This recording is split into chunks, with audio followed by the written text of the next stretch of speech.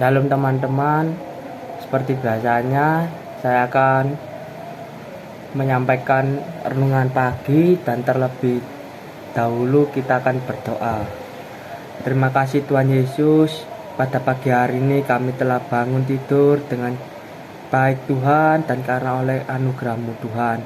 Terima kasih Tuhan yang sebentar lagi hamba-Mu ini Tuhan akan menyampaikan sebagian besar renungan pagi ini Tuhan. Biarlah renungan-Mu ini Tuhan bisa kami dengar dan bisa bermanfaat bagi kehidupan sehari-hari.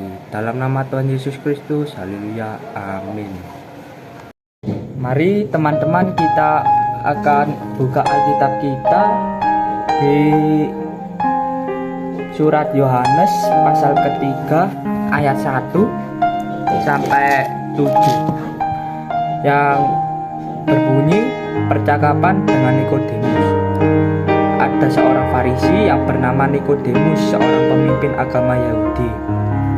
Ia datang pada waktu malam kepada Yesus dan berkata, "Rabi, kami tahu bahwa engkau datang sebagai guru yang diutus Allah, sebab tidak ada seorang pun yang dapat mengadakan tanda-tanda yang engkau adakan itu jika Allah tidak menyertainya."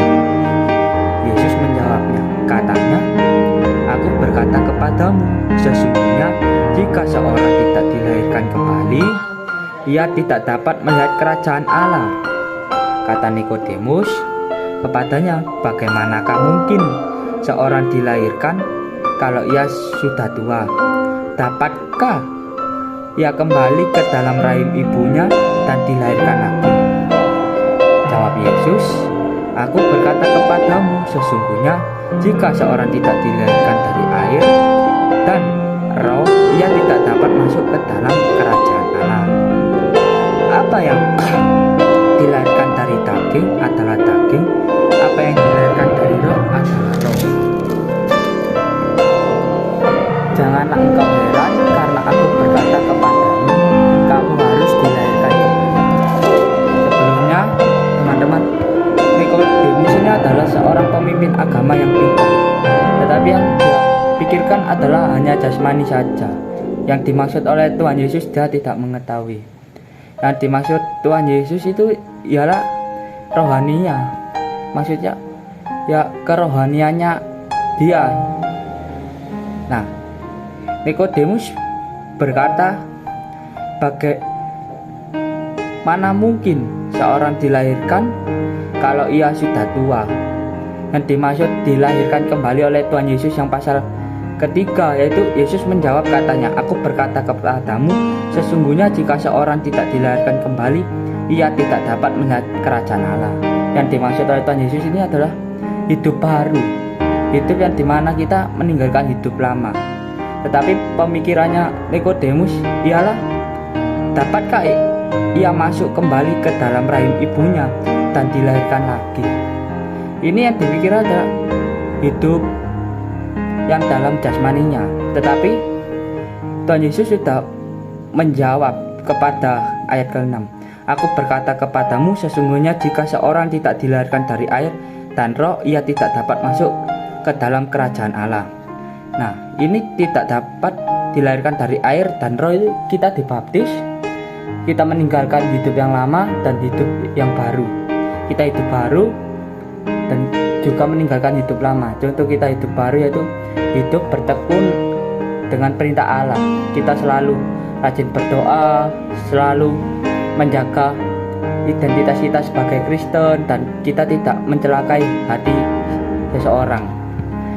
Dan kita juga harus meninggalkan duniawi, harus mematikan apa yang kita inginkan, karena kita sudah hidup baru, bukan karena kita sudah ditebus dan dibaptis. Kita harus segalanya melakukan hidup yang seperti dahulu lagi. Nah, dan di ayat ke-6 ini, apa yang dilahirkan dari daging adalah daging, dan apa yang dilahirkan dari roh adalah roh.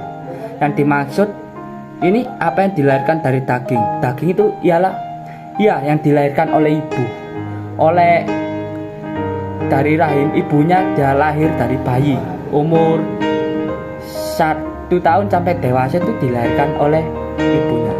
Ya, yang dimaksud adalah daging dan apa yang dilahirkan dari daging. Apa yang dari roh adalah roh. Yang dimaksud roh dari roh adalah yaitu tadi kita harus bertekunan dengan firman Tuhan. Kita dibaptis meninggalkan hidup yang lama dan hidup yang baru. Kita harus bersuka cita selalu. Dan Tuhan Yesus juga mengajarkan kita, janganlah engkau heran karena aku berkata kepadamu kamu harus dilahirkan kembali.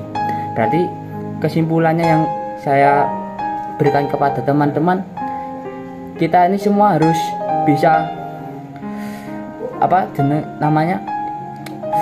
kita harus meninggalkan hidup yang lama dan tidak boleh kembali lagi ke jalan yang sesat. Kita ibaratnya itu sudah ditebus, tapi apa tebusannya kita kepada Tuhan Yesus? Masa kita harus mencelakai seseorang lagi? Oleh sebab itu, marilah kita menjaga hidup kita yang baru dalam kesucian kita. Sekian, terima kasih. Saya tutup renungan pada pagi hari ini.